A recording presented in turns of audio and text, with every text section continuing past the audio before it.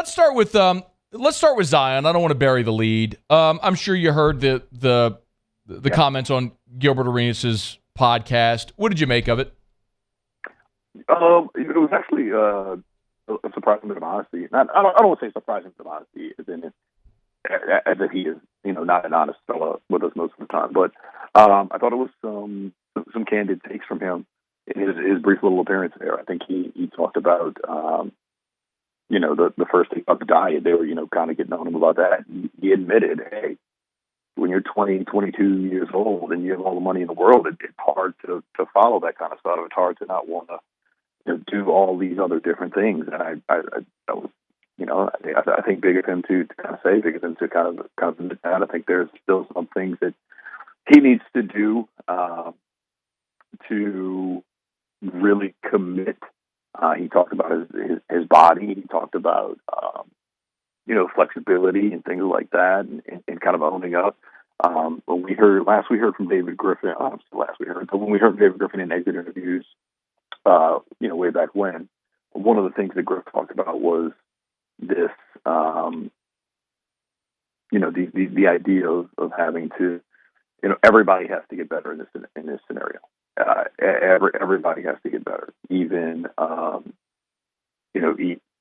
even Z. And I think that, what you need to see, he's got to take that a little bit more serious. He's got to commit to that a little bit more. I think if he does, then things will be a little bit better. Did they actually really consider trading him this offseason? I don't want to say they actually considered. I think they had conversations with other teams, and over the course of those conversations, obviously they were looking to get to number 2, and they wanted to get to number 2, and they wanted to do so with a pick-based package. Obviously, they have all of their first. They have, another Lakers pick left. They have a couple of unprotected Milwaukee picks. That's where they wanted to go, and I think the other team said, "Okay, give us the," and they said, "Okay, we'll call you back." And you're just, those are what other teams are asking for when you're trying to make a move of that caliber. I don't believe Z or Brandon were ever actually offered to any other team, but if they had, you always want to see what you can do to improve the team. You have those conversations, but I don't think he was ever offered to any other team. Andrew Lopez is with us on Twitter at _Andrew_Lopez. We also learned that David Griffin had his contract extended. Reaction there? They were working on that for quite a while. I think maybe the timing of it kind of sounds. There's a bunch of other things. I think he is not the only front office exec to get one. So they were working out some details on that. But I mean, it's one of those things where if you look at the raw numbers, you maybe scratch your head just a little bit. When you look at the totality of what he's been able to do, getting a talent like Brandon Ingram to commit to re-signing New Orleans, going out and trade for a guy like CJ McCollum, a lot of this just comes down to health. And if Z is going to be healthy, we've seen where this team can go. The problem has just been waiting for him to get healthy, and that's the problem. And I think if we see that, we see a healthy, a healthy Zion Williamson, it makes sense. It's just we need to see a healthy Zion Williamson. Man, it's pretty fascinating that we're heading into year 5. Year 5 of Zion and BI. Is it safe to say we all thought organizationally they'd be further along than they are? Even though I also think, Andrew, you'd agree there, the organization is in a better spot now than they were before, but we thought it would be further? Yeah, I think you probably would have thought by this point you'd at least have, you'd have a playoff victory maybe. I think what they have done has, I still like everything that they have done. You got to be healthy. And I think with this core, you're thinking if you're going into Zion's extension year, you would have hoped in his first 4 years to at least have a playoff series victory. and he just hasn't been healthy for it. And I think that's why you make some some changes to the training staff. You make some, you're hoping, like Z said on the podcast last night. He is trying to take up or own up to some of these mistakes that he's made, and let's see just how much he's really willing to own up to it, and what level of commitment is he going to put in to make sure that he is more available for his team. One of the things that he said was, you see your guys out there fighting in a game they're losing, and if you're out there, maybe you could win.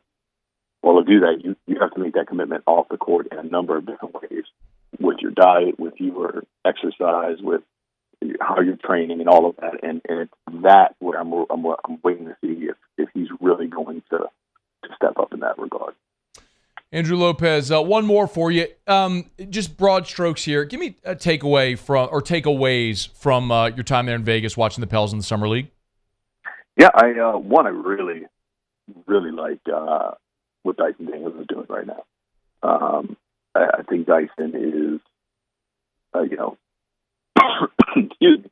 I think Dyson playing, and he is going to play the whole Summer League. By the way, I know that's kind of the new thing is, some of the guys come in, they play 2 years, and then they play, a few games and 2 games and they're out. The plan is for Dyson to play the entire Summer League. I know he had a very good game the other night, 17, 15, 8 assists. He's going to play the whole time, and I think him playing 28, 30 minutes a night as the point guard, as the lead guy, is only going to be great for his development. We've seen, him. He's a little bit stronger. He's put on about 10, 12 pounds, I think. He's 205 right now. He hopes he can go into the season maybe about 210. But he's been. We even saw it just in game to game. That first game, he was still a little hesitant at times.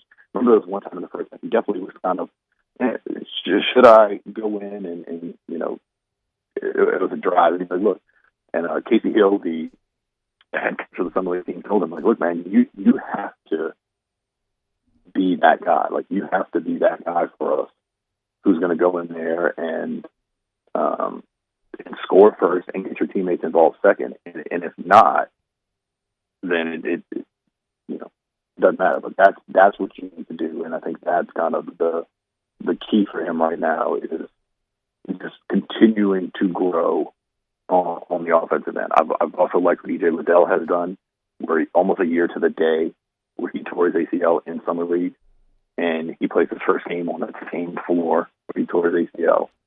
He's on a little bit of a minutes restriction. He's seen him at about 20. Maybe he'll get to maybe 24, 25 by the end of this.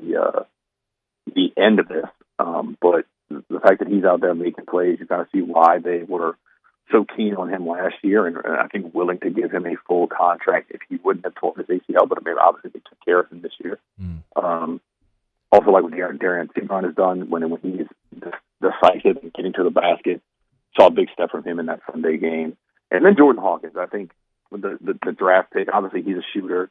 I think he's 4 of 16 from 3 in the first 2 games. But the number that I take from that is the fact that he's got 16 threes up in these 2 games. And I think a lot of those are good shots. He mentioned in the first game, hey, look, it is what it is, but I still want to get these shots up, and all the shooters shoot. That's what he does, and I like the quality of shots he's getting. And I think he's still going to be maybe a very good piece for this team down the line. Maybe not right away next year, but down the line, he's going to be a very good piece. He is Andrew Lopez, ESPN.com, on Twitter at @Andrew_Lopez. Good stuff as always, man. We appreciate you. All right, thank you. Hey, thanks so much for watching. Please leave your comments. I love to interact, and be sure to hit the red subscribe button below.